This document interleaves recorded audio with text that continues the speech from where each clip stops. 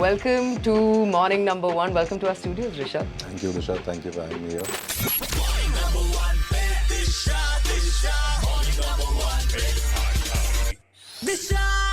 It's exciting to speak to homegrown brands, especially based out of Bangalore, and one that's kicked up as much of a storm as your brand has. Tell us about Tagda Raho. I'm glad that it's kicked up a storm. That's, I wouldn't say news to me, but happy to hear that. So, like you said, we're a homegrown brand, and if you have to define us in a single line, this is the OG Indian workout, right? We're bringing back what was at once India's mainstay of training and strength training, rather. I think growing up in India, when we were told about strength training, it was predominantly we would look at the Americans, we would look at Greeks, we would look at the Spartans. These were the kind of references that we were used to. And as a generation, I'm including mine, we've grown up forgetting that the great Gama, the strongest men in the world came from our land, right? We've had a very, very rich history and culture of strength training. But that was somehow missing. It was only associated with pehlwans and kushti, right? Yeah. And it somehow just got restricted there because it was an akhada culture, a gardi culture is how we would call it here in Karnataka. But then it created some sort of a restriction because a lot of other people were not able to access it. So our goal here is to bring that out from there and actually open it up for everybody else to enjoy the benefits of what strength training in India used to look like and how it's even relevant today. I'm not here to just sort of prove a point that old is gold. Old is gold and it's still relevant. That's more, why we are here. When you say the OG Indian workout, people still perhaps can't put a picture to it. Can you describe it to us, Rishabh? Paint us a picture. So, let me give you a couple of words which most Indians are familiar with. Dand, baithaks, right? These are the traditional Indian squats and push-ups that we've all seen wrestlers do, people in the villages follow. And then in terms of the equipment that we use for strength training in India, it's clubs. It's mudgar in some states, it's called mugdar in some states, and down south it's also known as karla, right? And then you've also got the Hanuman gada, which is used for training. We've got the vajra. And then there is a beautiful equipment that's known as the santola, right? It's also in the Western world known as the traditional Indian barbell. It's similarly shaped to a barbell, but it's not used for linear motions to just sort of isolate a muscle and work. It's used for cross-body movements, right? And where this philosophy comes from, I'll give you a very simple example that differentiates our weight systems with the others. Yes, if you look at a dumbbell or a barbell, right, there are equal weights distributed on either side, right? So if you're lifting, say, a 10 kg weight dumbbell, there are equal plates on both sides and then there is a balance rod in the middle. But in any Indian weight training equipment, the weight is only on one side and it's always against you. So if you look at a mudgar that people are swinging or a gada, the weight is always on one side and it's always against you. So it's a lever-like action that you're using, right? It's not simply you just lifting it up and putting it down. It's about you moving it in different directions. Mobility. Strength with mobility, because these are born from the battlefield. Now in the battlefield, if you're grappling or if you're fighting with swords or shields, it was never about you standing in one place and just keep knocking like you're hammering a nail, right? There are different force vectors that hit you from all sides, right? So you might be getting taken down by an opponent or something else. So you got to constantly move with the weight as well, right? And that is actually a very real life scenario. Right. Something as simple as us carrying grocery bags from a supermarket. None of the cashiers is going to give you two bags that have equal weights. That's true. It's going to be randomly placed. Yeah. Your body just needs to be prepared enough to be able to carry that back home without having to worry, I warm up kiya, nahi kiya, basic stuff, right? So that's where this principle comes from, that you've got to learn to move your body in all directions and you've got to train your body to fire as one unit, not isolated. Right? It's not wrong to isolate. That has a different purpose. Right? Bodybuilding has a very different purpose. It's a fantastic sport. It's a difficult sport. But it has a very different purpose. Whereas everyday people like you and I, our requirements will be quite different because we are seated 10 to 12 hours a day. That's right? true. That's the reality. When you describe this entire thing, Rishabh, for someone who is imagining it, my guess is they're thinking of men doing it. The tendency of focusing on one gender, that this seems like a man's thing to do. It seems like a tough enough strength and mobility exercise for a man. Is that the truth or is that a myth? No, it was the truth for a long time because of where it was practiced, right? Because the akhadas and the garadis followed a brahmacharya system. Correct. Right? And it's not like they had anything against women. But it was a culture that they followed to basically ensure that these men don't end up choosing the wrong paths. Because, the age groups that the garadis and the akhadas would pick the young boys at were ages where there were tendencies to fall into wrong. And you're bursting with energy and you want to channelize that. So they would pick these guys up and put them in akhadas and you had to spend years over there, right? Akhadas never dictated that you'll never get married. It was only for a period of time that brahmacharya was followed, and then okay, now you go make your choice. You build a family, everything else. So yes, to an extent, the image that most of us have of only men doing it is because that's what we've seen. But our bodies function the same way, at least in terms of biomechanics, right? And it is as beneficial for a woman as it is for a man. And what was very heartening to see that in all our centers, training centers, over 50% of our members are women. How interesting. Yeah, and that sort of also taught me that, that this is a big myth that women don't like to strength train, that... On the contrary, women need it, I think, a lot more. Absolutely, they need it, but the perception we had was they don't like it. But I realized if you give them a good ecosystem, a safe ecosystem, and give them something that they enjoy doing, they thrive in that, right? And we've seen that happening, right? Most of our oldest members, women who've been training with us for over 2 years now, and they are there without fail every single day, 6:30 a.m. they show up, right? They're hooked, right? So I'm guessing it's perhaps them experiencing a different level of strength that they've never experienced. It's the safety that they experience, and obviously the community angle plays well, so that helps as well. So you'll have regular women sessions where they can come and train with the men, or is it dedicated for women? I would say this was something by design. We didn't create a separate women's session. The very reason why we didn't do that is because we wanted to make sure people realize, boss, this is for both of you. It's not just for one gender, and you need to train together, right? And that is how it happens, right? So men are training at our centers at the same time, right? What we don't do is right now, on a regular basis, we don't do group sessions. Right, we've got multiple trainers on the floor, and once you're there, you're guided through the entire session. Why we don't do that is because group training as a concept predominantly came from two places: sports and the military. Makes sense. Right, now when you look at those two entities, the input that each body is getting is the same. It's the same food, the same diet. Right, everything is the same, and fitness levels are at the same. The output is also very, very similar, right? You're expected, so if it's a team that's being trained, most of the athletes are expected to be performing similar tasks for the same amount of time on the field. That's right. Even in the military, if a unit's being trained, 90% of them are expected to perform the same task for the same amount of time in the same field. Whereas here in cities, with the whole group training culture, when we are coming in at 6:37 in the evening, some of us have had a work day which has been 12 hours. Some of us have had a work day which has been 8 hours. True. Some of us have not slept properly. Some of us are not hydrated properly. Everybody is coming in with such different stimulus. And as humans, the tendency is, the moment we are put in a group, we are going to compete. That is true. Right? You can't push that out of a human. Yeah. Right? That's how we are wired. वो कर सकता है, मैं भी कर सकता हूँ. And we start competing, and that is where you see that in so many of the group training places, injuries begin to happen after 2 or 3 months because the body is repetitively going through that out-competing zone that you keep going into without realizing that, boss, the person to the right of you and to the left of you have a very, very different stimulus, input and output, right? So that's why we've stayed away right now from group training. The only places where we do group trainings are when we are doing a very special workshop or a session, or when we are doing our teachers training. That's the only time we do group training. I have so many questions in mind because you mentioned sports and then you mentioned military, and I know that there are IPL teams that have come by to see the workout training, and the hyper elite, highly coveted special forces, you've worked with them as well. I think that would be the biggest honor, in my opinion, when I see it from here. We'll come to that in a bit, but what are your class structures for people who want to know what is Tagda Raho? How can I sign up? Is it a membership concept? Can I come in individually? Tell us a little bit. So there are various subscription models, right? Starting from 8 workouts in a month, which practically comes down to 2 workouts a week. Right. Right. To 6 days a week, right? Now, there are various kinds of people who come and train with us. There are some of them who are athletes who are doing 2-3 different things. So for them to 2 workouts a week with us makes sense.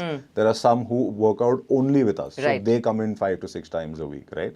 We are, like I said, not a group training based workout system. So we begin at 6:30 in the morning and we are on till 10:30 in the morning, and then 5 in the evening to 9. So about 8 hours a day we are open, right? It's a circuit based training system, right? Where it's a combination of 5 to 7 or 6 to 8 different movements on a daily basis. This will be a combination of body weight movements and equipment based movements, right? In all of our training centers, we've got a sand pit, right? It's not a traditional mud pit that you'll find in the akhadas and the garadis. This is a sand pit. So why sand pit? It's also because it helps you sort of add resistance. So if you and I are to walk on a regular floor versus the sand, it's at least 2.4, 2.5x the resistance, right? Right. And it's much lower in terms of the impact on joints as well, right? And secondly, most of us have lost any touch to natural elements. Yes, that is right? true. So that also adds, and our members love the sandpit, and that's why we've ensured that that stays the mainstay of all our centers, irrespective of where we are in India. All of our centers have that sandpit. So the sandpit also is included in the circuits every day. So if you hate it, you like it, doesn't matter, you will be asked to spend at least 7 to 10 minutes in the sandpit so that your feet are exposed to sand, and you're also working with sand as a natural resistance. It's a therapeutic touch also. It is, huh? absolutely. It's a torturous therapeutic touch. Absolutely. Working around in sand. But what are your centers in Bangalore? Where all are yours? So we are in Alsur, right next to the lake. We are in HSR layout, and we are in Koramangala. 3 centers. Yeah. And if people want details, they can get it from your website, Instagram we are page. there on Google Maps, we are there on Instagram, our website, there are contact numbers there. And what we've also ensured is that any contact number that there is available for Tagda Raho, on the other side of the line, you'll always find a coach. So we don't have sales representatives or anybody. Oh. So anybody who's answering the phone at Tagda, it's a coach.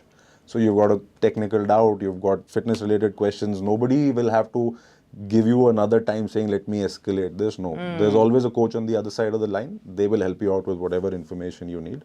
And then most likely either the same coach or someone else is going to meet you at the center and then take you through the journey physically. Tell me about Dhoni investing in your company. I mean, it's a huge, getting that kind of endorsement for a man who's so fit and is still playing the IPL, the oldest player in the league, and is sharp as a razor. Tell us about that collaboration. How exciting was that? I think before I get into the excitement part of it and how the world knows him as sharp, and I think he's one of the most genuine human beings I've met in my life. Such an amazing soul. And for us, I think it was the biggest validity that someone like him decided to back us pretty much at the idea stage, right? It was about 2 years back. Oh, really? Yeah. So it was almost at the idea stage. We'd begun, obviously, but we were at a very nascent stage at that time.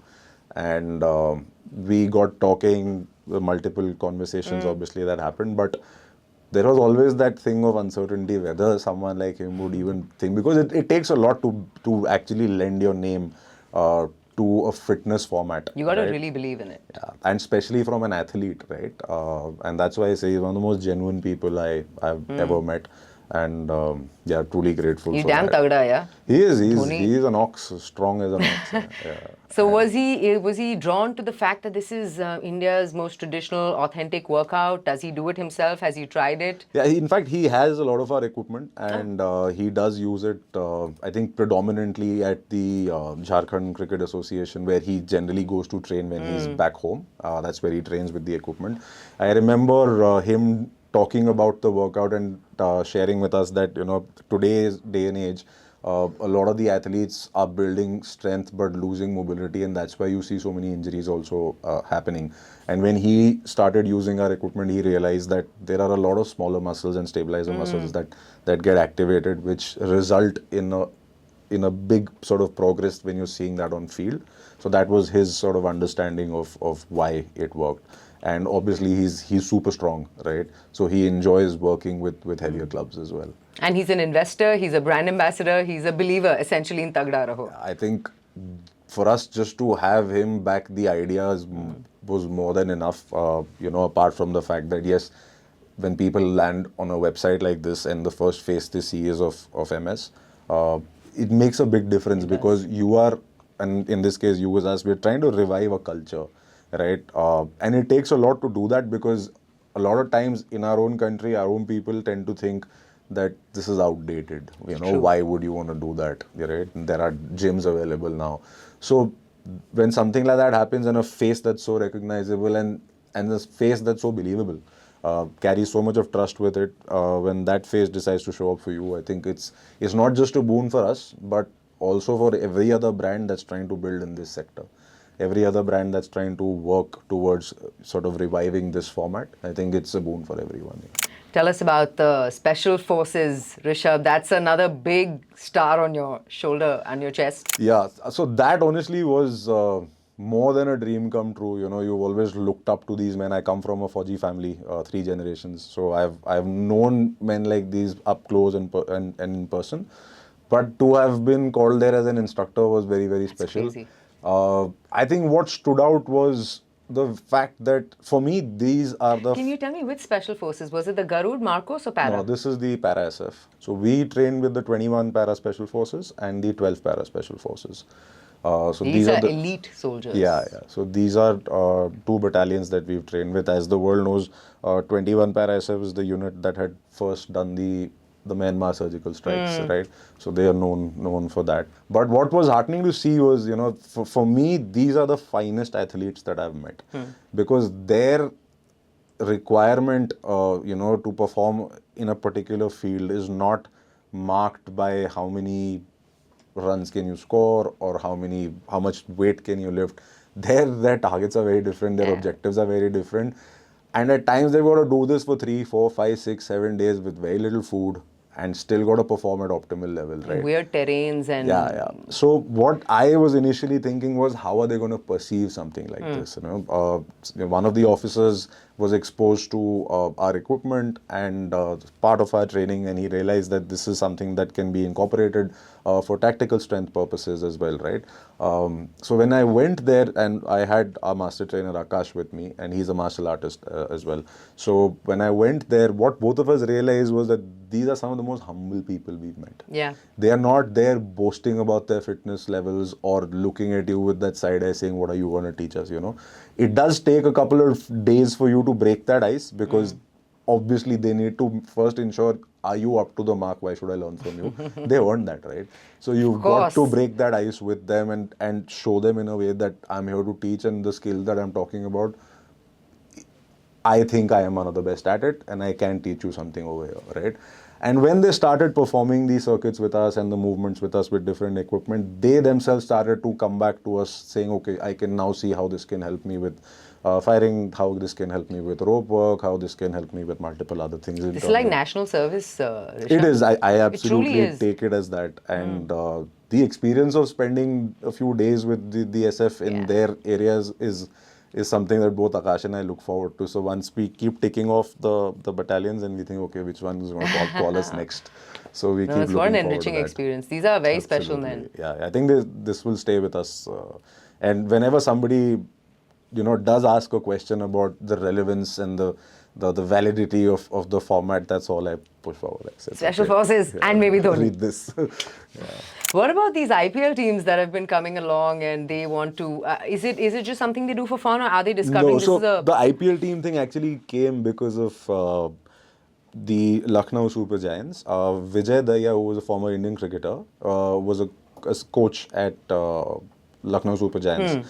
And then he happened to meet Jonty there, Jonty Rhodes. So Jonty actually... Jonty's fantastic. Yeah, so whenever he's in Bangalore, he does drop in to train with us, right? And he loves the workout.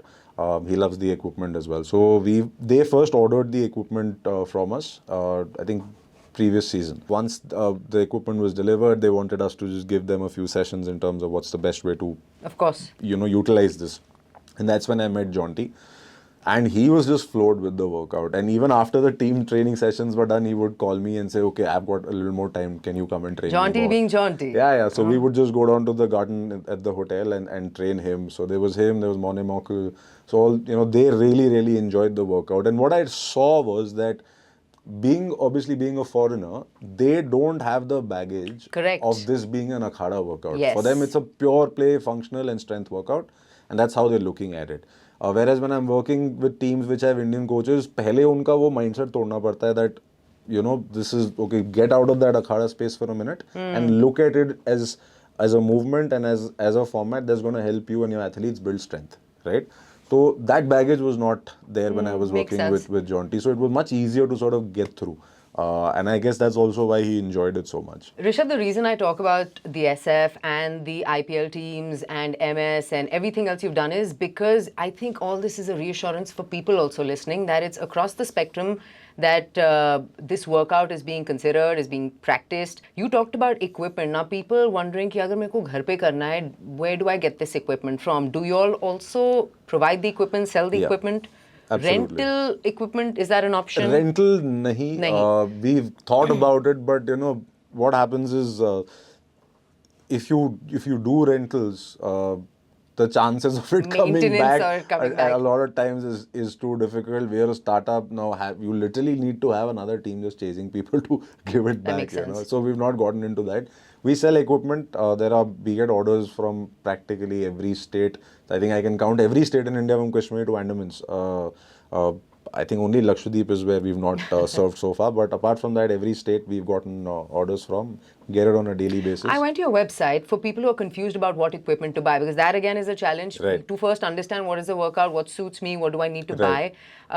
It's quite guided where you choose you're a man or a woman, how long have you been working out, what's your weight category, around that, and you can pick a particular equipment. Right. What you can also do is there's a simple WhatsApp tab over there where there's an option where you can speak to a coach. Like I had said, that anybody who's answering a call at Tagda is going to be a coach. So in case the weight selection chart is still confusing for you, you can always speak to a coach and they'll help you select the right weight for you. And any equipment that is bought from our website comes with a training program, right? So the moment you buy the equipment, you're given access to our online learning platform where there is a pre-recorded course that you can learn at your own pace. Now, this is an instructional course. It's not predominantly that it's a workout. It's a training. First, in terms of how you need to use the equipment safely, what all can you do with it. And then after that's done, there is a PDF that's given where the same movements are then structured into and designed into a training program. Understood. That people can then incorporate at home. And Tagda Raho, for a lot of people still listening, if I had to put a visual, a picture, Hanumanji's Gada and the movement of the Gada would be the simplest way to describe Tagda Raho's exercise? So actually the name comes from the Indian Army. Tagda Raho is a salutation that's used by the Assam regiment of the Indian Army. So when the men of the unit meet each other, the first thing they say and when they're leaving is always Tagda Raho. So I've grown up listening to Tagda Raho, right, across different cantonments in India. And for me, it was always that this is the most beautiful thing I hear every day, right? There is no drama, there's nothing, it's just a Is there an English word for Tagda? I don't think there's an English word for Tagda. See, I'll tell you, someone like a David Goggins has really popularized this term that says stay hard, right? Tagda is, you can either say that Tagda means tough or Tagda means strong, right? And doesn't just mean physically, mentally, everything, right? Tenacity, everything. And that's why I felt that for a country like ours that's sort of looking at transitioning into a much bigger role globally. A developed nation finally, hopefully soon. So Tagda Raho is more like a call to everybody. It's time to toughen up mentally, physically, and just keep going. We've got a lot to achieve. And that's where the name comes from. And it's also in honor of the army as well. So that's where the name comes from. And Tagda, even if most people don't understand the true meaning, it is still synonymous. I was going to ask, in Bangalore, when you call a brand Tagda Raho, is it difficult to explain to people what it means, or no, they get the vibe? So in Bangalore, what has happened is people have stuck to just Tagda. So they don't say Tagda Raho, they just say I'm going for Tagda. Really? I'll see you at Tagda. Oh, that's how it's stuck here. Yeah, so that's how whatever I've heard the members speak about, and I see on our communities people chatting. So it's just become Tagda now, which is also good with me. So it's the purpose. Yeah, it's synonymous with strength. So now this equipment, Rishabh, I was looking at it. It's adjustable. It says it's a 5 kg adjustable, changeable. What does that mean? So when I started, the journey for me started because I had paralysis on my left arm, 75% paralysis. I only had mobility left in my fingers. I was on a cycling expedition from Kashmir to Kanyakumari. That's when I picked this up. And I tried multiple things to sort of cure it. It was because of a rare condition known as brachial neuritis. And at that time, I had visited like 6-7 different hospitals. And everybody initially nobody could figure out what it was, right? Then it was finally an army doctor who would work with athletes who figured it out, saying this is what it is. And there's really no cure for it. And the only option at that time that was given to me was reconstructive surgery. And I didn't want to do that because, that's the brachial plexus is here. That's where the surgery was supposed to be. And they said, 20% chance of success. I'm like, I'm not taking a risk. पता चले दूसरा भी ना चले. So I'm like, okay, I'm going to wait and see what I can do. So many years I tried physio, I tried underwater work, etc. But from this mobility, I probably got mobility till here. But like even to move this hand, I would have to pick this up and keep it. It was that bad. And then after a long time, I had studied strength and conditioning, and my mind, after I learned about how the body works, my mind kept going back to the Indian equipment purely because of the weight distribution system.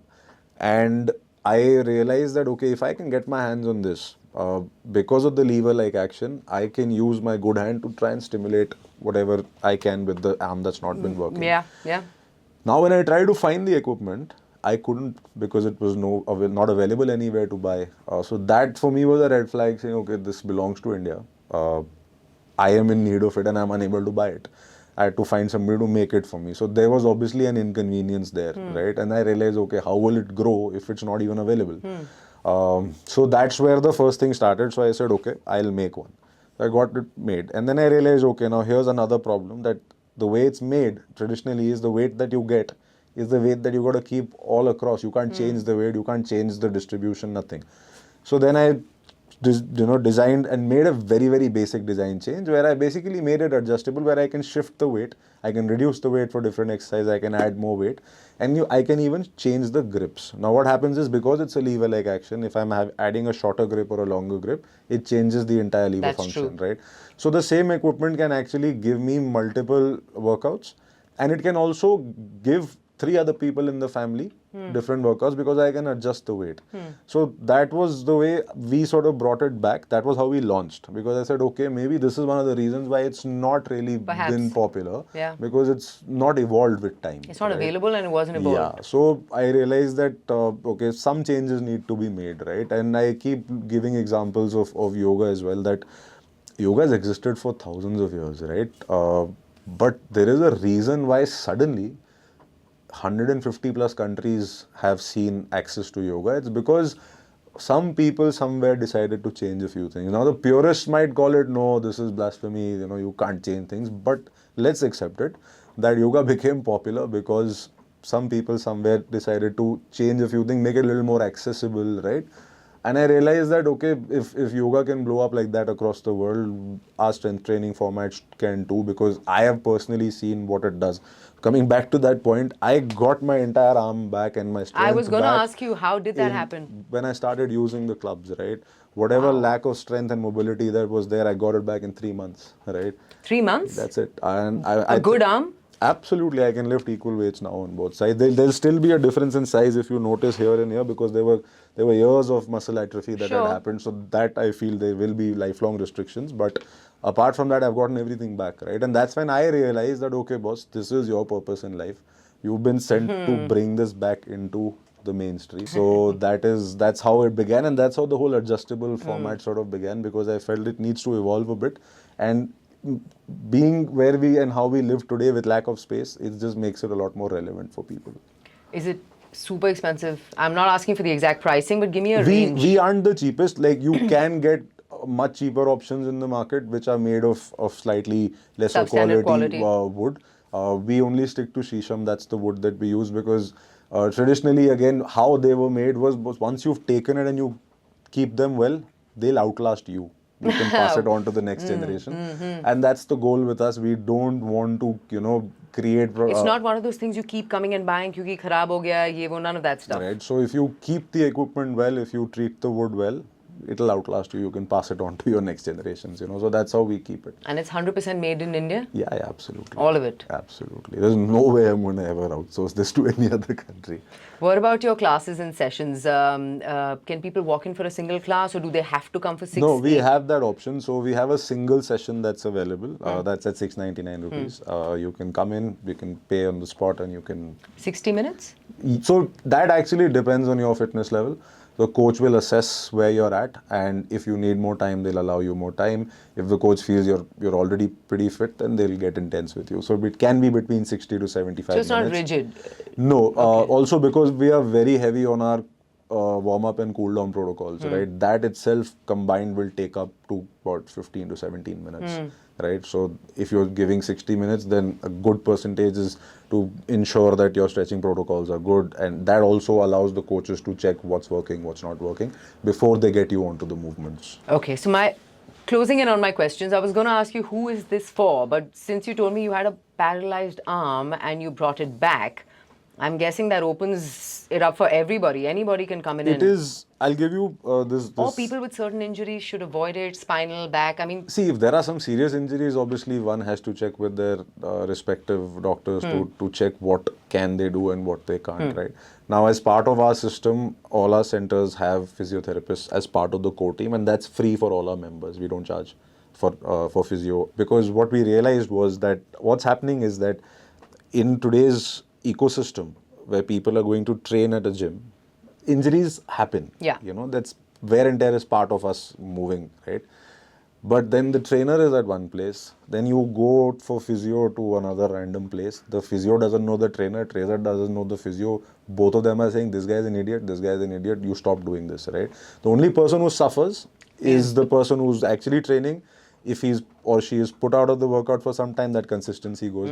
So what we've done is we've got a physio who's part of the core team. Now your training is also made in consultation. So the coaches will give your feedback to the physio. Physio, if they are looking at you, they will give feedback to the coaches what to avoid, what not to avoid. and if you're feeling a bit of a niggle, they'll fix you immediately. Right. They can take a look at it immediately. Right. So that's actually our true. oldest member is 71. Oh. So it's your question to who is it for, and our youngest was 8 years old, right? So that's the spectrum we've operated in. So Men, women, 7 to 70, everyone's welcome. yeah, absolutely. Under the guidance of a trainer and a physiotherapist. Yeah, and even with regards to training, 50% of our training staff is women and 50% is men. So there's equal representation there to ensure that everyone's comfortable, and whatever perceptions one may have, whether I'm able to do it or not, that just gets broken the moment you meet the trainers, because that's how they are as well. So Thank you so much for coming. Before we let you go, anything you'd like to tell our listeners still on the precipice of jaun ki na jaun, karun ki na karun? So one thing I'd like to say is that this is not about what is better, whether the gym is better or this is better. I'll just give you an example. We know how fit Virat is. We know how fit the special forces are. We know how fit MS is. We know how fit a farmer is. All their fitness routines look completely different. That's true. So that doesn't make one's fitness routine better than the other. You just have to find what works for you. And if it works for you, you will stay consistent and you will stay fit. So come to Tagda and see if it works for you. It's worked for people starting from the age of 7 to 71. And if this works for you and this helps you stay consistent, then this is the right format for you. And it's Indian, so if that helps, that's great as well. So that's what you need to keep in mind. It's not about out-competing anything. It's about just finding what's relevant for you. And that's the only way you're going to stay fit. Rishabh, thank you so much for coming by. Such a pleasure speaking with you. Such a boost of energy and just motivation. And congratulations on your arm. That's quite a story. Thank you. Thank you so much. Well done, and Tagda Raho, more power to you. Thank you. बजाते रहो